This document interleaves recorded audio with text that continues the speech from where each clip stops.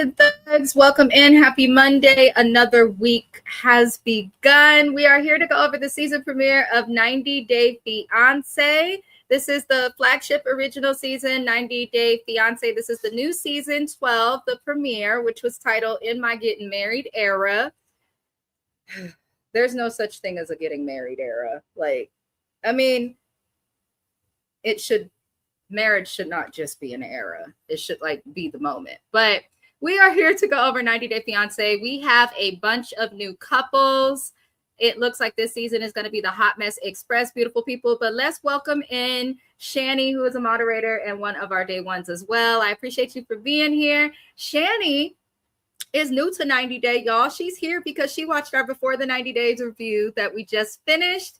Shani says, hello, twin. Hello, James. Take your time. I got 10 more minutes before my half ground turkey and half ground pork manicotti is done in the oven. That sounds good. That sounds really, really good. I'm sorry. I know you said wait 10 minutes, but I only waited about 6. So I'm sorry. She said, I almost forgot to say I'm the first up in here. I appreciate you for being here, Shani. Also, welcome into anybody else who is watching. Shout out to the replay gang, and also a big welcome to all of our new subscribers and our existing subscribers. I appreciate you all. I also want to encourage everybody to tap in and see the links in the description of this video. There are links to lots of great creators channels such as James. I'm not sure how many of these reviews he'll be joining us for. His schedule's all over the place. So I don't really know what's fully going on with him. He was supposed to go live today, but he's going to go live tomorrow, I think at 3:30. But yeah, he does usually tap in with 90 Day, and he'll be a part of maybe some later reviews because we know 90 Day be on TV forever and a year, y'all. She said, yep, big ups to Lisa and Daniel. I'm pretty sure Lisa will be brought back in some way to the 90 Day round because she's dating Ty, the Yoruba Nigerian. So I'm pretty sure that Lisa will be back. And she's back to wearing her wigs, y'all. Lisa's back to them wigs. I don't know why she does this to stress me out, but she's back to her wigs. But let's get into these couples. I did provide a graphic because it seems like whenever we have a new show, especially if it's like 90 Day, Love During Lockup or Love After Lockup, y'all be like, who is this person? Who is this person? So for the people who don't watch the show and for the people who are still getting to know the show, like the true graduate student that I am, I made a PowerPoint so we could see their faces and we remember who the hell they are. Look at the Lord work. I wasn't lazy today. But we're going to start with Marissa and Edward. Marissa and Edward are interesting. So Marissa is the CEO of Kleinfield. Kleinfield is the wedding dress shop in New York City. They're very popular. I have heard of them prior to this show. I did not know that this was the bridal shop where the show Say Yes to the Dress is filmed. Who was on Say Yes to the Dress? I don't cover this show, but Monique from Potomac was on Say Yes to the Dress. There's been a couple of people. Portia was on it years and years ago in her first marriage to Cordell. There's been a couple of people on Say Yes to the Dress, but I don't know if it still comes on or if people love it or are still watching Say Yes to the Dress. I have no freaking clue. Let me know, replay gang or whoever is in the live, if y'all know if Say Yes to the Dress still comes on TV, because I sure don't watch it. Shani said, great timing, twin. You just started your live and the timer for the oven just went off. The food is done. It's nice and cheesy and it's bubbly. I appreciate the description, Shani. I'm hungry, but I appreciate the description. I will be cooking food after I hop off of this live before my husband kills over from hunger. She said, if I'm flipping channels, maybe I'll stop at that show. I feel like that's the only time I've really watched Say Yes to the Dresses, if I'm flipping through channels. But Marissa is 45 years old and she is the CEO of this company. She lets us know she was previously married for 6 years. She has 2 sons from that marriage, and she has been divorced for 6 years as well. She met Edward, who is the gentleman in the photo, in the Dominican Republic on a trip. She was on a girls' trip, and notice that the women on girls' trips are always single. No shade. The ones that seem to go on them frequently to these great destinations always seem single and always find somebody on their trip. But she met Edward on the trip. He's much younger than her. I think he's like 27 or something like that. I didn't quite catch his age and I was too lazy to rewind and catch it. But I was surprised because Edward gave off like maybe he on the DL vibes a little bit, but then he could also just be more like not the most masculine in his mannerisms. I don't know. He seemed okay. Now, as soon as they said the Dominican Republic, I'm thinking of Pedro from the family Chantel and all of that. And I'm like, oh God, I'm hoping they're from somewhere different because the last thing we want to see is another Pedro situation. Then again, we might want to see that because it was entertaining. I can't lie.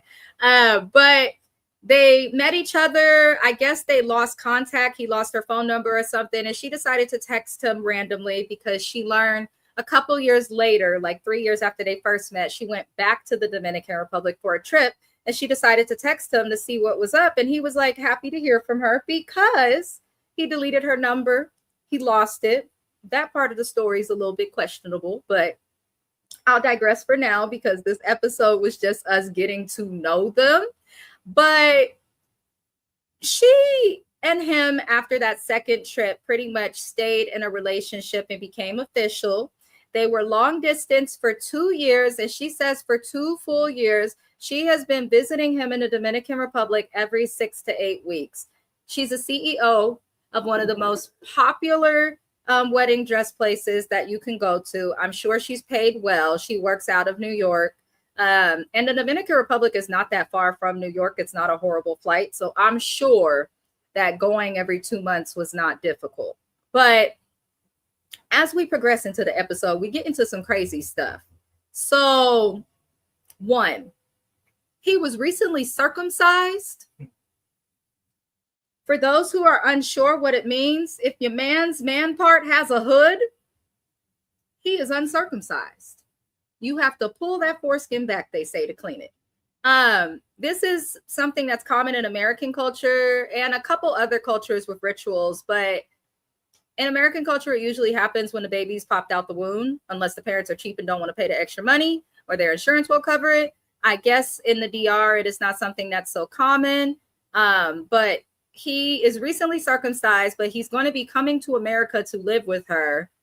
And apparently, while on a FaceTime with her, he got so happy that his stitches popped. Because it sounded like, from what she would describe, in his morning wood caused his stitches to pop. I don't have a penile structure, but I imagine getting aroused and then your stitches ripping open on your man part has to be a pain like no other that one could imagine. I'm not quite sure either why this man got circumcised. That part is kind of weird to me, just because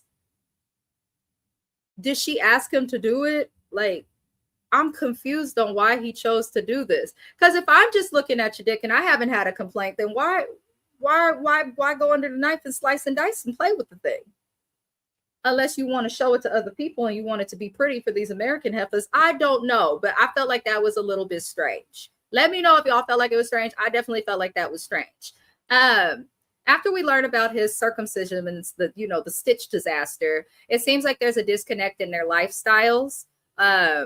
Basically, this lady is a CEO. She's a boss. She's busy.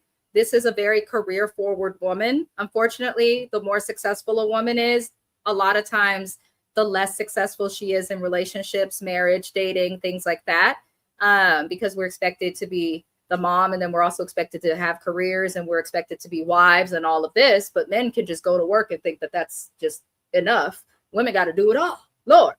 But she is concerned because he's worked in hotels. That's how she met him. He was a hotel employee, and she has to go to work every day. He's not doing the things that she's doing. He does not travel. His first time on a plane will be to America to be with her. She also makes it clear that she is financially stable. She's already had a marriage. She doesn't need a man for anything other than love and affection. So she says if he stresses her out, he could go and she'll be ready to let go of it quickly. I said, Marissa, you're not in love. You can be so smart and successful in other areas of life. But if you truly love somebody, then regardless of what, their love will be enough and you'll support him. There are some men out there who are house husbands, house dads, stay-at-home dads, things like that. If you can afford it, and he coming over here, I think it's unrealistic to expect for him to be as busy as you or his lifestyle to match up with yours. You're a CEO. People born in this country sometimes never become that. So I feel like she's being unrealistic in her expectations of this relationship with this man. But it is what it is, and I guess she's going to proceed. But we see her FaceTime Edward while walking down the street in New York City, and we learn, he's never been to a big city area. He's freaking out about the buildings, and the biggest concern, it seems, for both of them is the cultural shock that this man is going to experience. He's not from a city like Pedro. Pedro and Nicole and his nasty ass mama used to be driving up that hill and taking road trips to see his grandmother. But he was raised in like a primarily, domesticated area. Like, it was well established. This guy seems like he's from a smaller area in the Dominican Republic, so there really is a lot he has not seen. They said he had to Google how to know what to do going through an airport. I wish he would have told him, just ask for help. Like my first time going to the airport alone, I didn't know what the fuck to do. And my mom had told me, because she dropped me off, she's like, if just ask for help. It's their job to help you. So I did that, and they really will walk you through it if you've never flown. So I hope he knows to ask for help, and it's not just going off what he sees on Google, because baby, go to YouTube before you go to Google. I'm just saying. But Edward expresses concern to us that is real. And I was surprised that Marissa did not bring this up. So Edward mentions that he has concern about dealing with Marissa's ex-husband, whose name is Michael. Now, Michael, the ex-husband, and Marissa have a good co-parenting relationship, but Edward's worried about Michael because from what Marissa's saying and what Michael is saying, he's cool until he see her with a man. And then he feels threatened about his sons having another father figure in their life. First of all, good for you, Michael, for being in your son's life so much that you care about another man stepping in and being more of a father figure than you, because some men don't even care and are not present. So good for you with that. But this ain't your wife no more, bruh. So if she wants to date someone, she wants to date someone. But I do feel like her kids are old enough to where if they meet someone that she's not going to stay with, that they'll be okay. I don't think she's going to mess up her kids. But I feel like there's more that Marissa's not telling us with Michael. Let me know how y'all feel, because everything was okay. She's like, I'm concerned about the lifestyle. I'm concerned about this. Are you concerned because you're actually concerned, or are you concerned because of how it's going to look to your American friends and Michael? I just want to know, but I'm curious what direction this will go. She gives me someone that will choose her work and financial responsibility over any man. So we'll see. We shall see. We shall see. Let me get into the comments. Shani says she's saying she's nervous about him coming to New York. He's from Dominican Republic. All he got to do is go right uptown to Dykeman and he'll be right at home. There's a huge population in New York from the Dominican Republic. I remember the family Chantel in the last season, Pedro's sister was dating a man that was in New York from the DR. Like, it's very, very common. So I'm very surprised that she's acting that way. But that's a good point. He will have community if it doesn't work out for them. So that's a good thing. Shani said the flight to Dominican is so short from New York City, I'd be willing to fly coach, but window only. That's the key. That's the key. I've heard it's short. It's we don't have anything like that great. Mexico from California is a short flight, but it depends on where you're going. Like, I could get to Cabo on a plane, I believe, in under 2 hours. So that's a good thing. It's always good to live near an island, okay? As the song says, island to island, stream oh so best. He wrote a song about it. Shani said, I did not understand why he would do the adult circumcision thing. Leave it alone. You're a grown adult man. Right. If the girls have been hopping on your pickle without a problem, why put yourself through the trauma? That's how I feel about most elective surgeries, though. Like, who's going to go through all of that pain? Shani said if she doesn't have a problem with moving the hood to the side before she's speaking to the mic, then you shouldn't have a problem with it, homie. That's true. How does that song go? I'm not your superwoman. Oh, no, no, no. I'm not the kind of girl you can let down and think that everything is okay, boy. I am only human. Precisely. All Edward has to do when he gets to New York City is get on that one train, take it all the way down to 204th Street and Broadway, come out the train, and you will be in your second home. That is, I actually feel like I've been to that train station before. See, I have ridden the New York subway. However, when I have ridden it, a local has been with me because I didn't know where the hell I was going. And I was just so entertained by all the different characters coming on the train. I wasn't paying attention to where the fuck I was going, but I'm pretty sure that we went somewhere over there. Or some men act funny about the ex still dating another man and being around the kids. He's not even around his own kids. That's true. She's not going to let no man play with her money. Nobody should. I don't care if you're rich or poor. Don't let no man play with your money. Absolutely not. And no man should be letting women play with their money. Like, we should all just protect our money. I just feel that way. The flight's 3 hours. That is not bad.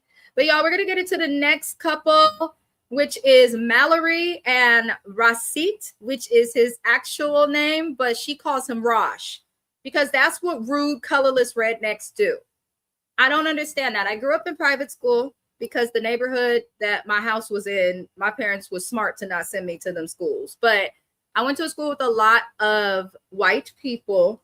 And when I would say my name is Amina and they would say Amina, I'm just going to call you this. No, bitch, ain't no you just going to call me this. This is my name and you're going to learn to say it or it's going to be Miss, ma'am. Like, what are we doing? I don't think it's cute that she just calling this man whatever she want to call him.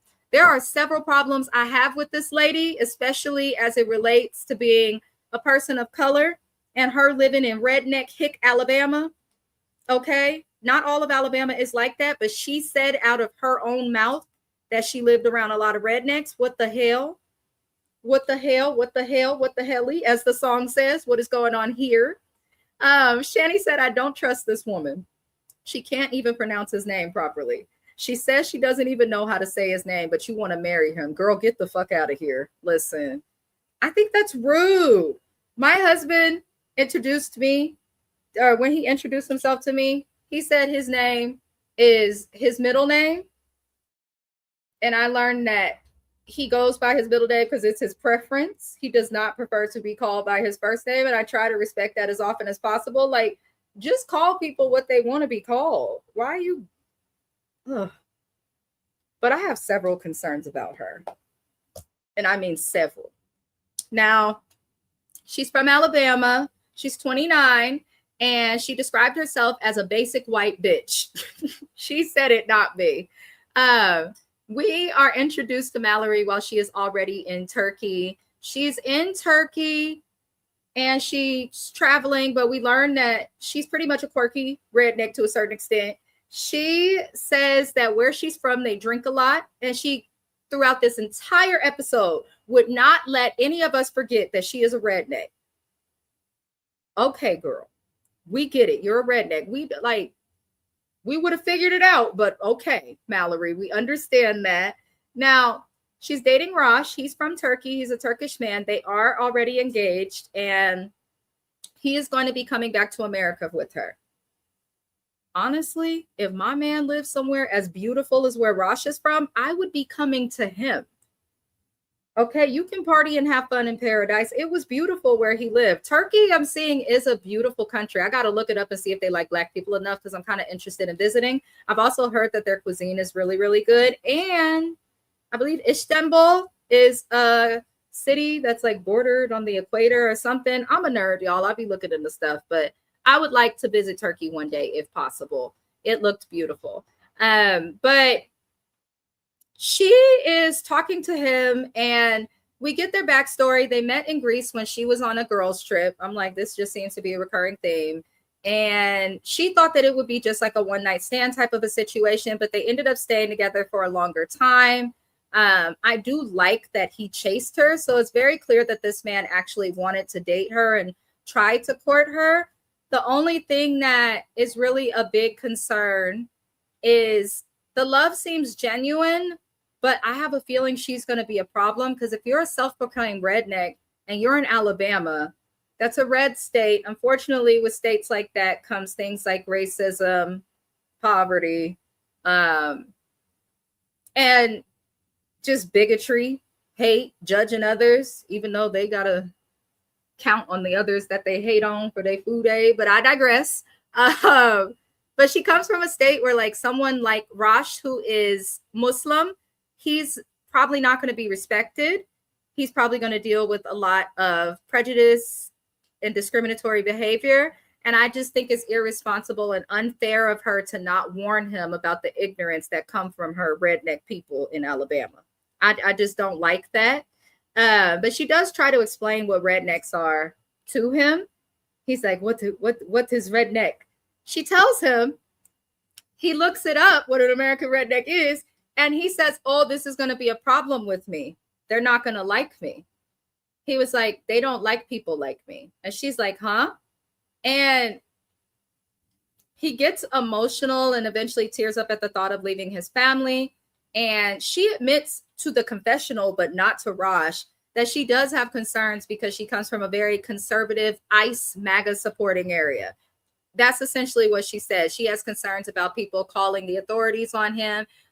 They don't feel good about immigration, which is crazy. To every redneck that may come across my channel, y'all dumbasses do realize that this country was literally built on immigrants. Like, you're technically a fucking immigrant. You're just the colonizing immigrant that stole the country from the people that was already here. But I digress. But I'm like, y'all hating on people immigrating to America. And I'm like, we're built on immigration, but okay, I'm gonna let it go. I'm gonna let it go. But I felt bad that this bitch did not warn him about that. Like, that's irresponsible. His life is literally at risk. His safety, his ability to work, make money, be self-sufficient is at risk because you're not telling him what to prepare for and how to prepare. Like, but I guess they seen the movie Passing and said he could pass for other things. Maybe that's what they're doing. But he's very sad to leave all of his family, his friends, his whole life, but he loves her. He seems willing to, come out to the USA. And in my opinion, I hope that maybe they start their life in Alabama, but I hope that Rosh and Mallory move. Like, go to Atlanta. Hell, move him to Huntsville, where it's a little more diverse. But there's got to be a compromise for her to still have her redneck friends and homies, but also for him to live in a space that's like safer. I just feel like she needs to be responsible, but white women will do what they want and then cry when they don't get their way. So it is what it is. Let me see. Shani said, no, she's a straight up redneck. Oh, Lord. Shani said, where's she from? They've been drinking beer since they were 8 years old, hard liquor since they was 12, sipping moonshine every Christmas since they was about 10. Damn. She said it's Mama June's distant cousins. Lord, I had a great time when we went to Turkey a few years ago. Thank you for telling me that. I watch a lot of travel content on YouTube. I never see too many of my Black YouTubers that do travel content going to places like Turkey. So I love to hear that you went. I love to hear that. It's encouraging. Shani said these bitches don't be going on girls trips. They be going on let's be a hoe for a week or 2 weeks trips. I actually learned that the last girls trip I went on was for a friend's birthday. And I literally, and this was years ago. Now this was over 10 years ago. But I spent the evening babysitting these bitches, protecting them from dudes and keeping men from coming to our hotel room. I'm like, listen, y'all can don't bring no men over here with me when my husband is not nearby to protect me. But, and they told me I was dry.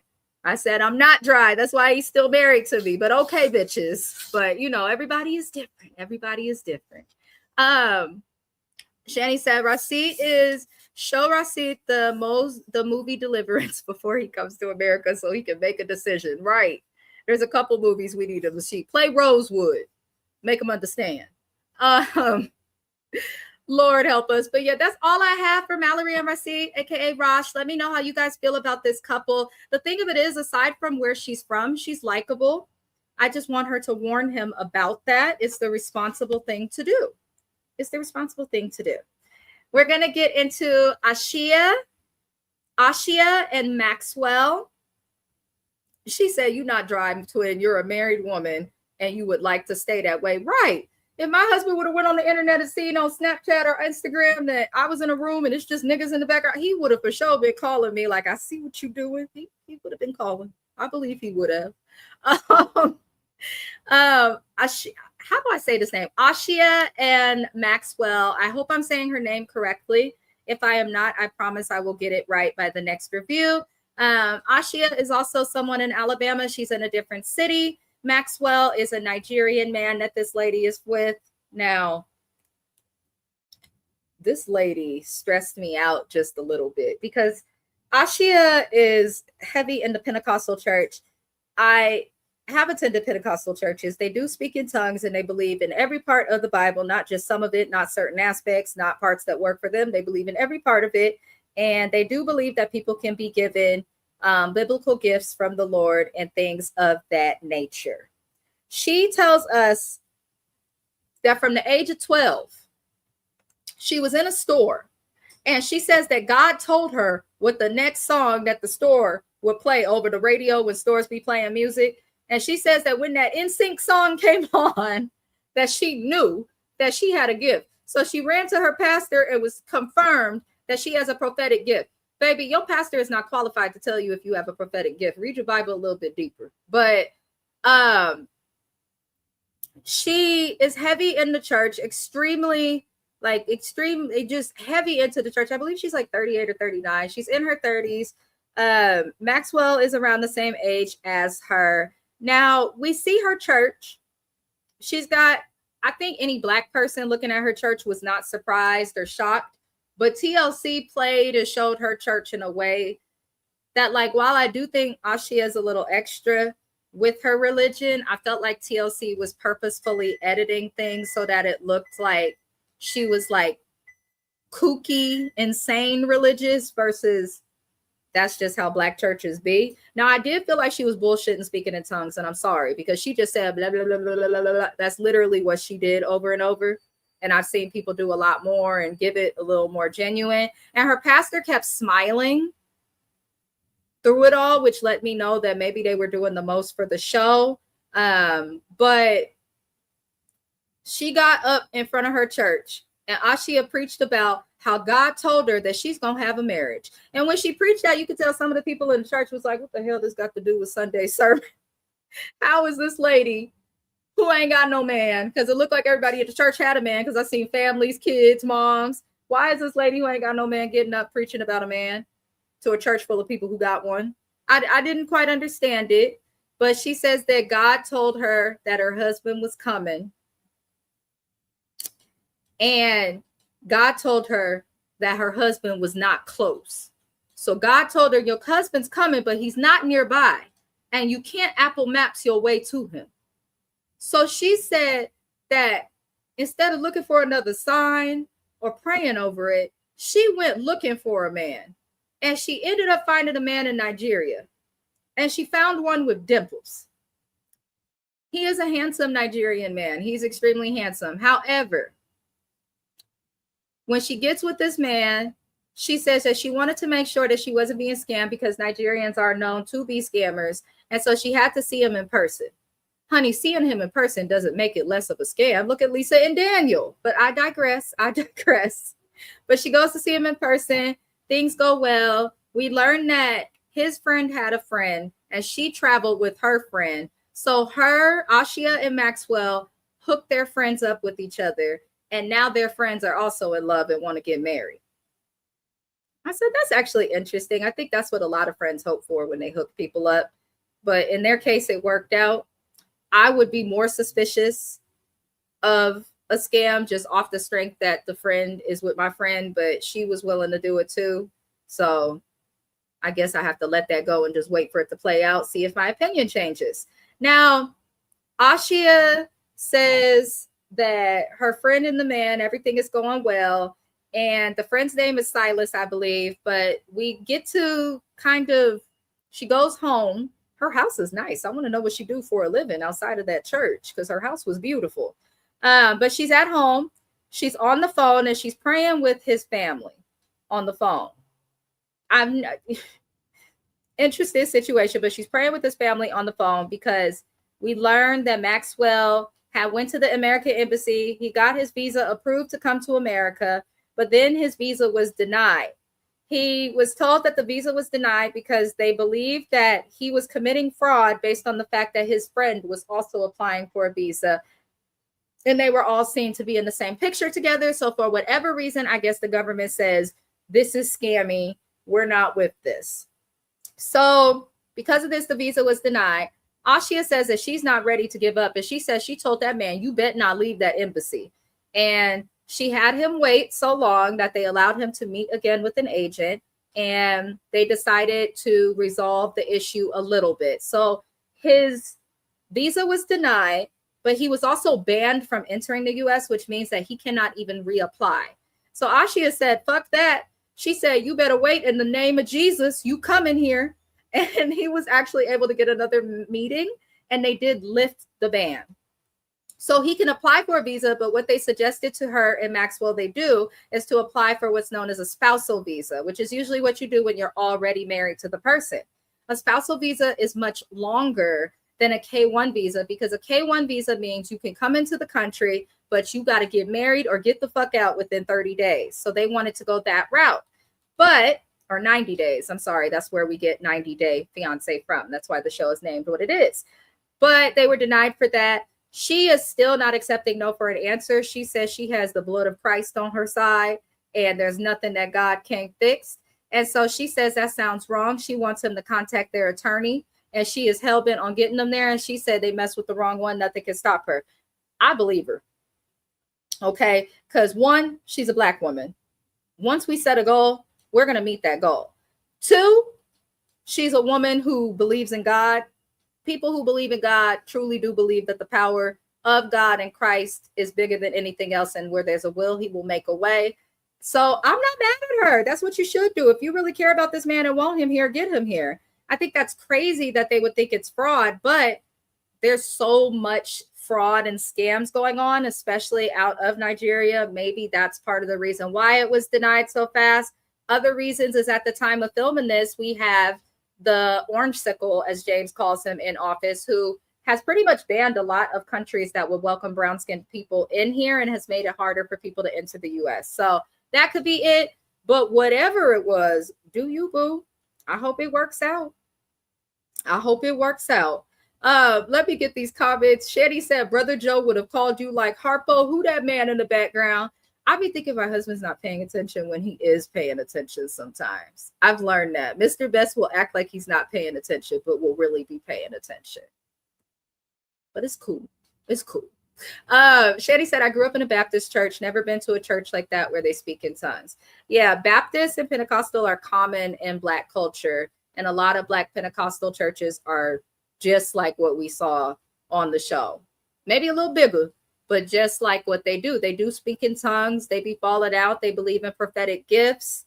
They do a lot. They just go off of the entire Bible. But yeah, Baptist and Pentecostal, very common in Black communities. Shani said, I think that was God looking out for her by denying this man's petition to come to the United States and not being able to reapply. Shani said, you read the message wrong, girl. God is telling you this is not the man for you. Which is crazy because I was kind of thinking the same thing, like maybe him not coming means it's not meant to be. But she was just like, no, in the blood of Christ, we gonna get you in America. And I believe her. I believe she's gonna find a way to get him there. I believe she's sitting up with that Bible, praying and reading constantly until he's there. I truly believe that. But y'all, we're gonna get into the next couple. The next couple from this episode was Shay and Annabelle. Don't sleep on Santa Claus with the cut, okay? Because Santa Claus is a player from the Himalayas. Shay got more game than a lot of these YNs out here. Shay got more game than Portia Williams, okay? He's out here grabbing them. Now, Shay is 54 years old. He lives in Kentucky. He's a realtor and an auctioneer, and he's extremely well known in his community. Anybody going into careers of sales, I'm not surprised if you're friendly. I'm just not. It would help you with what you're doing. But he's extremely well known in the community. We see him walking through what looks like a community fair or something, and he couldn't get nowhere. Every footstep he took, someone was like, hey, Shay, and it was all women. I said, let me find out this old white man got all these bitches on his stuff. What is going on? I was so surprised. But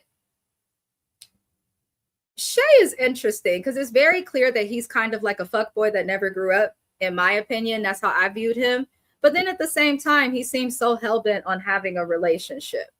and specifically one with his female. So Shay is in a relationship with another woman who is the same age as him, 54. Her name is Annabelle, and she's from the Philippines. He met her, and she's going to be coming to live with him in a few days. And he met her from his friend Greg, who, whatever he does, he is tri-coastal. He lives 6 months in the Philippines, and the other 6 months of his time he spends in America. He says he fell in love with Annabelle because she was willing to rub his feet, and he took a shower and she got in there and washed his butt cheeks appropriately. He said that she washed crevices on his body he didn't know could be washed. Maybe you was funky or musty or something, and that's why she had to get in there with you. Because I'm thinking you said you gonna say she hopped in the shower to wash you, and then one thing led to the other. But he really just said she washed him up and then trimmed his feet on his toenails, and he has been in love with this woman ever since. I said, that's all it took was her to wash your ass and clip your toenails, and now you in love? Okay, Shay. Okay, Shay. All right. Now, I don't want you to ever put your toenails on the screen again, but they did look clean.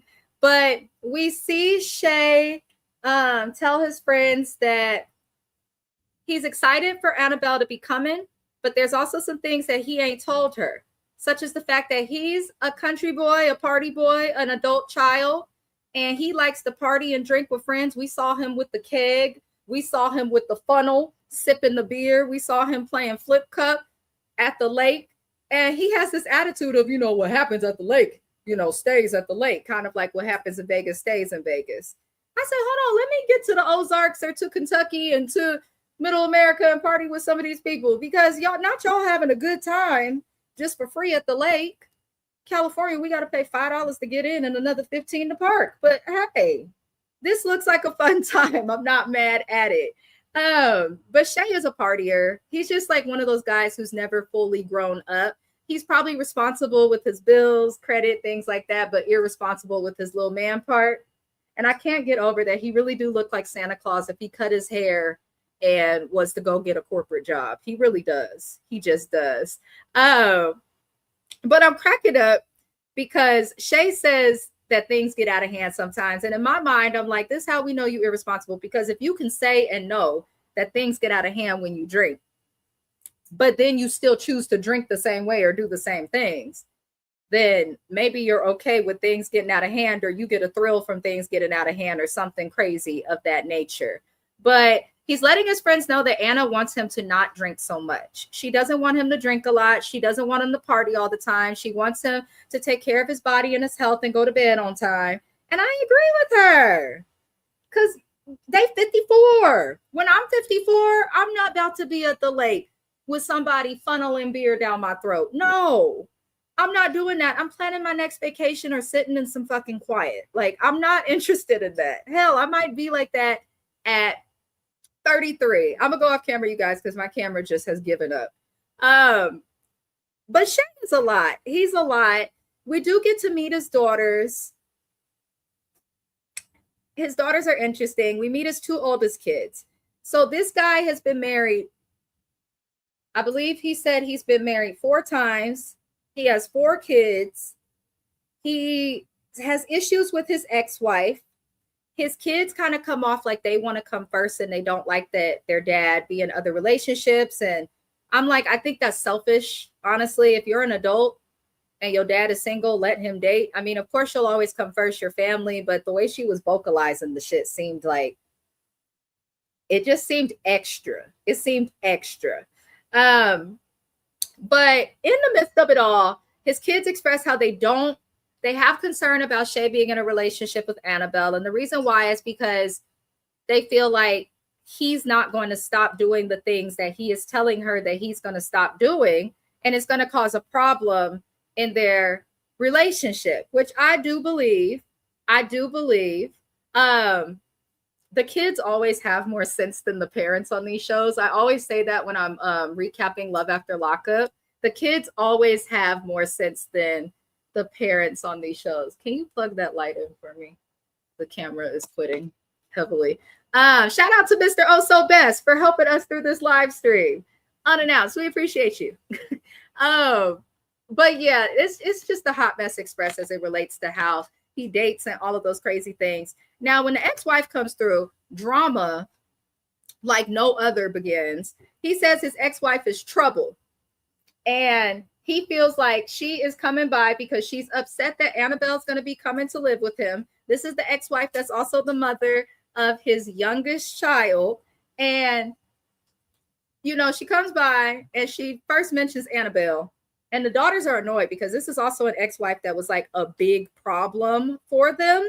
Now they go outside to speak in private, and Shay automatically tells the camera, he says she got dirt on me. I said, the fuck you mean she got dirt on you? What have you done? The lady ain't even here yet. Like, what have you done? And it's your ex-wife and you say she's trouble. Why would somebody I view as trouble, why would I allow them to have dirt or anything special on me? But the ex-wife tells Shay she's going to talk to Annabelle. She says, you know, you can't avoid it, which is true because they have a minor child. She is going to have to talk to a person that's around her kid. And she says that she's been hearing that Shay is having a relationship with his friend Angie. The friend, if y'all remember when we first met him, said he's a great guy. I wouldn't mind dating him.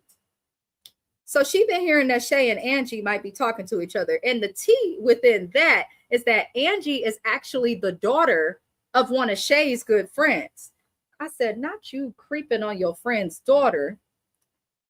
And the lady already says she might be interested in dating you. And now we hear that there's rumors going around in the town that you live in. And you say you live in a town where it's small enough that people will know.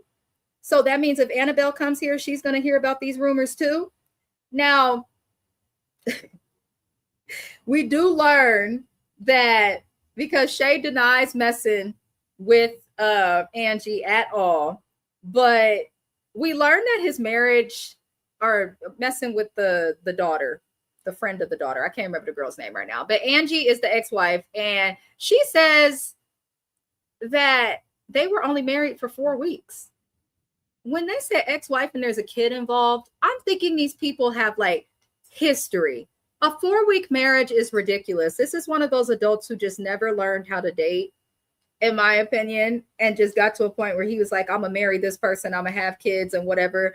But how is it that you call your ex vindictive, but then while he's talking to Angie about Annabelle, he's like, because Angie asks, she's like, well, does Annabelle know that you go out with me sometimes?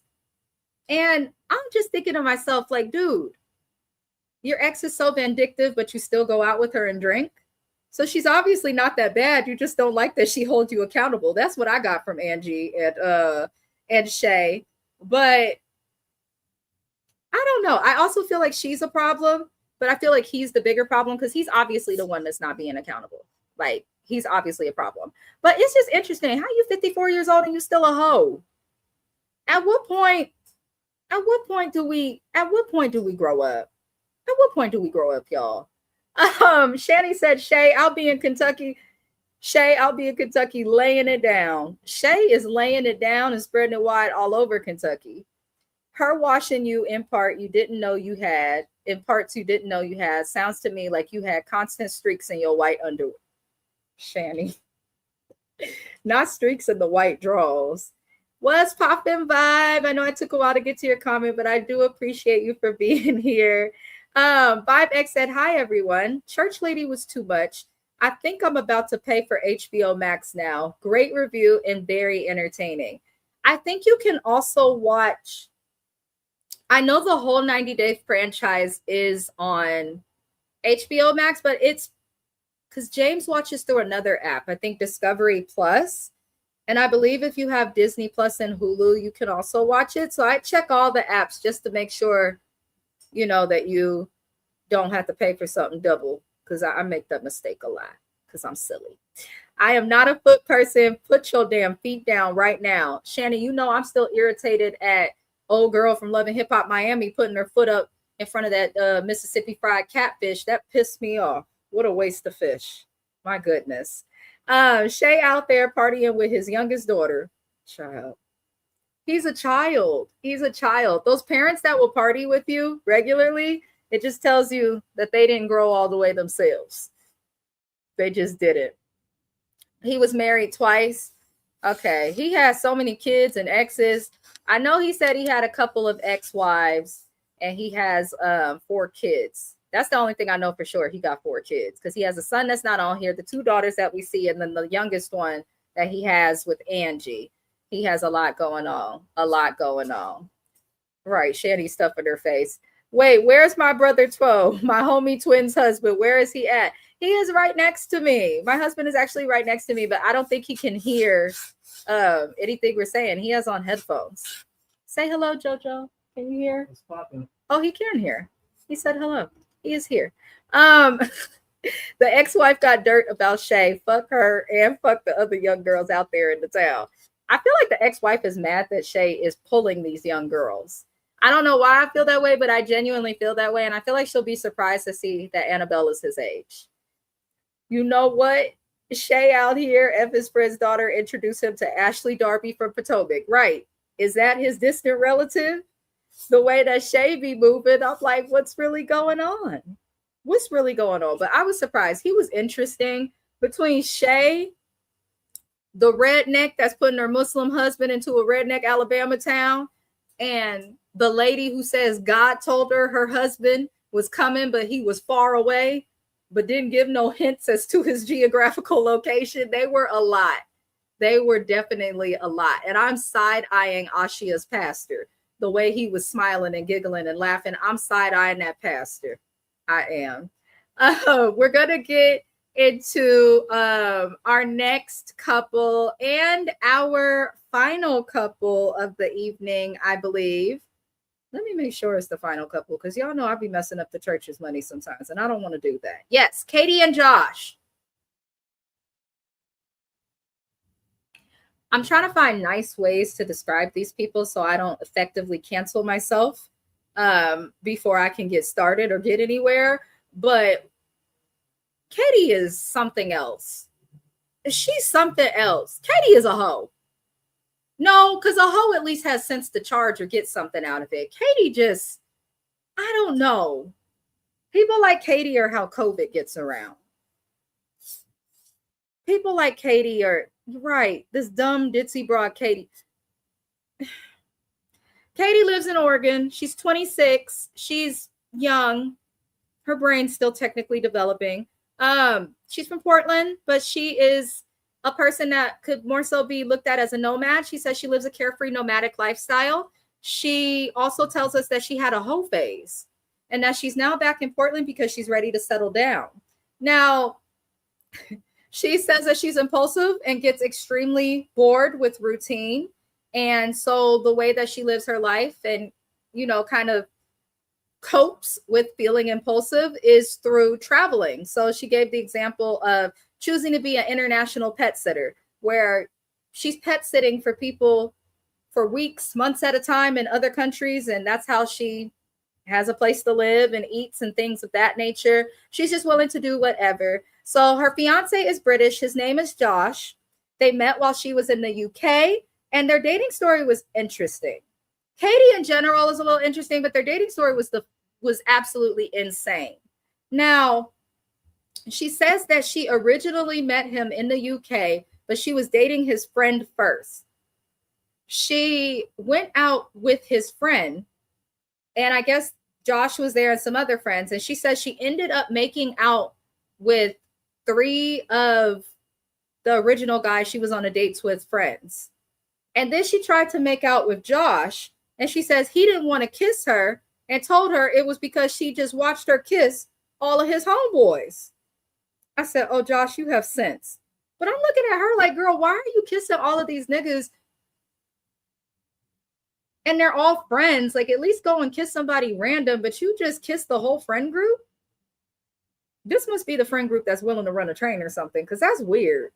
That's weird.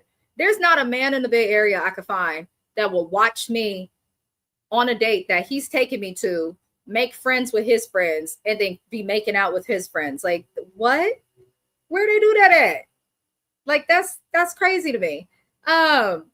But she says that she asked Josh to walk her home because there was somebody creepy outside or something. He agreed to do that.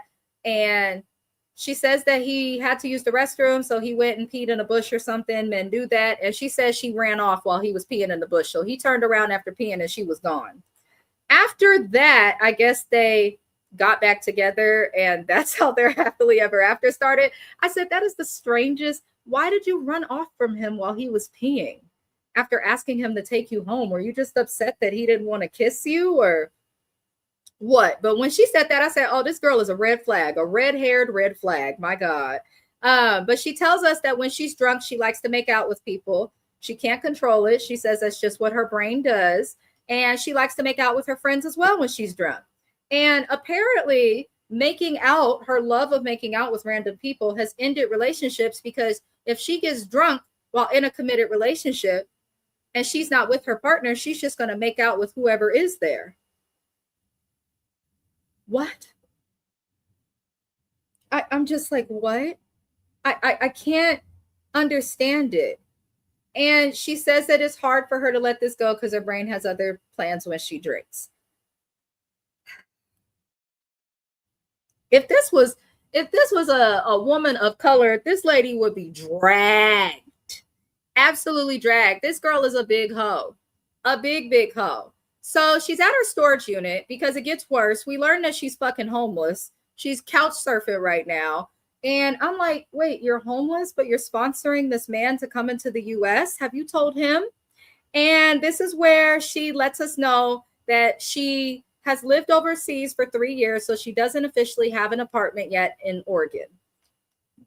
She says that she has OCD and that she has it severely. She was diagnosed as a child. And she says that she focuses on smaller things and like little details, and it sometimes makes it difficult for her to follow through on big things, such as finding an apartment. If you can organize your life to where you have a storage unit that you remember to pay and travel the world and keep up with jobs and get drunk and still make it to work, then I'm pretty sure that you can also figure out getting an apartment. I think she just dropped the ball and is using her OCD as an excuse. Now, she did say some things about OCD that are factual. Everybody affiliates OCD as being the people who have to wash their hands often or count things. OCD, obsessive compulsive disorder, means that you are obsessive and compulsive about things. Some people may be obsessively compulsed with like having their hair be the symmetrical or the same angle, or some people may be compulsive in the way that we saw her, like when she closed her door, how before walking away, she 1, 2, 3, 4, 5 for the door, things like that. They're rituals to make them feel safer. But OCD is not just associated with whether you're clean, dirty, or anything like that. So yes, you can have OCD, unfortunately, and still be a hoe. You're just a more obsessively compulsive hoe. It's terrible. But she went to therapy, so she knows the tools and the coping skills. There are medications that she can take as well. So there are interventions that she can take and techniques that she can use to overcome OCD so that she does not procrastinate something as big as an apartment. Why do I say that? I do work in mental health and I'm getting a graduate degree, so I'm not just saying it to say it. I have studied it. But I do think this lady bullshitting just a little bit. Because if you say you were diagnosed when you were in like kindergarten, then I'm sure your parents, especially in Oregon, had plenty of intervention for you. But child, she is a mess. She's going through storage and all of these things. And the worst part of it all is she has not told Josh that he doesn't have a place to live. The plan that she has is she has rented a hotel room for a couple of days. Her and Josh are going to be in that hotel room for a couple of days so that they can have their private alone time meeting each other. And she lets us know she has signed a lease, but she also signed a lease to a place she has never seen before. I need to view the apartment. If I haven't seen the inside of the apartment, then I live in a luxury building. So in the luxury apartments and stuff, like they'll be like, okay, sign a lease if you haven't seen it, but you'll know that this amenity, that amenity comes with it. I would maybe understand if someone's doing something like that, like moving into a high rise or, a luxury apartment or a gated community, something like that. I would understand. But lady, you didn't sign a lease just for a random apartment. I hope you at least looked at the neighborhood or got the location to know. I'm praying. But she says she's from Oregon and she understands. But I'm very concerned at how nonchalant she was about all of that. Because I'm like, that's a big fucking deal. Housing, that's a big deal. That's a huge deal. And how dare you have someone enter this country and you ain't even secured housing for him when he just left a country where he had stable housing. So I'm looking at this girl like, wow, you're reckless. You're reckless with yourself and you're reckless with this person and your housing. Now, we see her in a hotel room, look like Extended Stay America, and we see that she has made this terrible mess to make what looks like cake pop. She's trying to do this 4th of July and American theme. Girl, that man's from the UK. They've been established before the US, okay? He's there for you. He don't give a fuck about the 50 stars, girl. He don't care. He don't care. She was preparing like he's coming from a third world country and is looking for an escape, okay? He's just coming for you, and you don't even got your shit together. Instead of preparing cake pops and shit for your man, you should have been calling realtors and on Craigslist and trying to find jobs and doing other stuff. Like, I think Katie's just irresponsible. But Katie has the audacity to say that their sex life is dull and that she worries that when they move in together, their sex life is going to become more dull. And she says that due to Josh being British, she is concerned that he is not going to like talking about sex because he's not big on PDA. He doesn't want to discuss sex. Honestly, it seems like they're extremely opposite, just off the fact that he was the only guy out of his friends that didn't want to kiss her when she had kissed all of them other people. Don't forget about mono, y'all. It used to be much more prevalent in the 90s and early 2000s, but it's a reason they called it the kissing disease. You should not be putting your tongue down anybody's throat. You just should not. Single or not. No. Lord. But she feels like their sex life is dull. I was thinking in my head, maybe he's not that turned on or big on PDA because you operate like a hoe. She was saying that she tells him every time she kisses or makes out with somebody when she's drunk while in a relationship with him. And I'm looking at him like, wait, you're accepting that your girl is telling you she got drunk and kissed someone else? If I tell Mr. Best I got drunk and made out with somebody, and what he be there's the door. Don't let it hit you where the good Lord split you. Because what? If you say you can't control your brain when you drink, then baby girl, stop drinking or drink less. I'm just saying. And it sounds like her OCD may be attaching to how she kisses people. I'm just saying. That's what it sounds like. But she goes to get him at the airport. She's waiting for him awkwardly with all this American stuff. He comes out. He looked happy to see her. But then I started to feel like, okay, this isn't going to work because she was happy to see him. He gave her a kiss and a hug. But when she wanted to like kiss him, she was awkward. She's like, can we make out for 4 minutes? And she was trying to make out with him. I kept seeing her try to put her tongue in his mouth. And he was like he was turning away because he's like, where has that thing been? When is the last time you drank? He don't know if he kissing her, if she's kissing a random girl at the bar, the whatever from down the street. He don't know what to do kissing her, but he seemed generally grossed out by her. Even in the confessional, she was like laying on him and all of that. And he was kind of like staying distant. He says he doesn't like PDA and that they're very opposite, but they also love each other. I need to see more from this couple because if they work, I feel like they have the potential to get a spinoff just because, you know, TLC has that show about that girl with Tourette's, and then TLC likes to do shows like Unexpected and, you know, they like to do shows that are different. So I could see them doing a show about these two who are completely opposite, look like they wouldn't work. He seemed generally grossed out by her, but it seems to work. And he came from the UK. You could have had a same quality of life over there, honestly, better over there than you do over here. So he's obviously there because he cares about her, but he just seems grossed out by her. Let me know how y'all feel about them. And I thought it was weird as fuck that she pulled out lingerie in the airport. Now, it wasn't nobody too much in there, but he looked bothered by it. And I'm like, girl, now this lingerie that's going to touch your coochie and your ass done already gotten the airport air? Girl. She is something else. But Katie and Josh they are interesting to say the least, y'all. They are interesting to say the least. But I am going to actually get through these comments, beautiful people, because we are at the end of this premiere episode of the show. Let me get the comments that I missed. My apologies. She said, Katie don't have OCD. She got hope. What? She's old. I mean, hey, she got something. I'm going to go a little dark when it comes to Katie. In my opinion about her, I think something happened to that girl when she was younger, and that's why she spreads her legs so easy for men.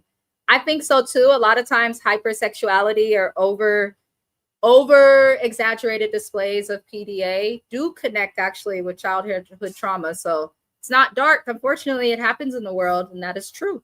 It could be that because it's odd, her behavior. Shani said there was no creepy dude following you. That was a dude who was probably slobbing you down earlier in the evening and dry humping, and now he was looking for some real humping. I think so too. Because when you throw yourself out there as a female and men see that, especially with alcohol, that can be something that could turn dangerous very quick, especially in foreign countries. I had a feeling the guys that she was sitting there having lunch with after they had their running club, she's fucking 2 or 3 of them dudes at the table. I thought that too, because they didn't seem too interested in talking to her and didn't take her too seriously. She had to go off on the side with her friend to even like address things fully. It was just odd. It was very, very odd. She said, Katie, aka DDD, dumb ditzy broad, Lord. Then I have baby OCD because if my workstation is not set up the way I need it and my screens are not in a certain way, then my date is not going to be good. Right.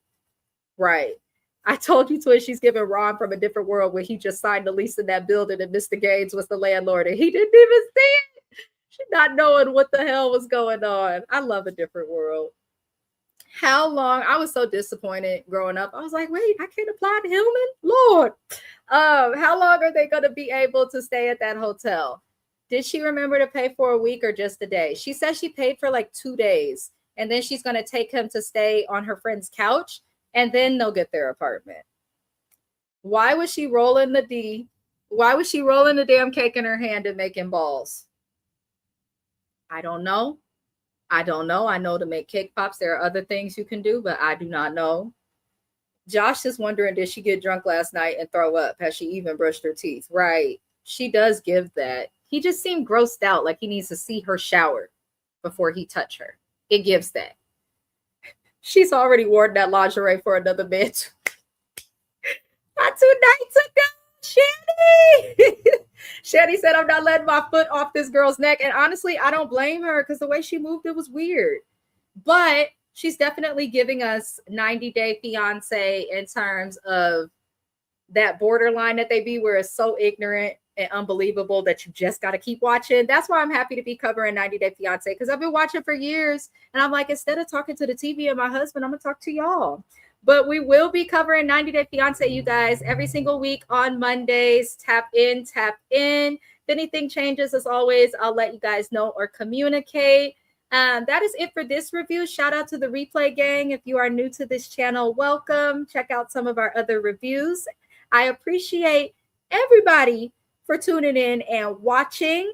For anybody who is familiar with the channel, you know that James does usually join these reviews. He is going to be moving across the country and has a funeral to attend this week. So his schedule with YouTube has been not the best. However, he does still have, I believe, 3 shows that he's covering. Royal Housewives of Atlanta, he was supposed to cover at 3 o'clock today. But he says that he will be covering that at 3:30 p.m. Pacific Standard Time tomorrow. That is 5:30 p.m. Central Standard Time and 6:30 p.m. Eastern Standard Time. So you guys be sure to tap into that. Other than that, let me know how you felt about this episode in the comments. Shout out to the replay gang. And I will see you guys for the next review, which will be tomorrow. I'll have my review up for 90 Day The Single Life around 4:30 p.m. And I'll be on James's channel for Housewives of Atlanta at 3:30 p.m. So love and light to all of y'all. Shout out to Shani for moderating and being in the comments. And I will see y'all next time. I hope y'all have a good night. Adios.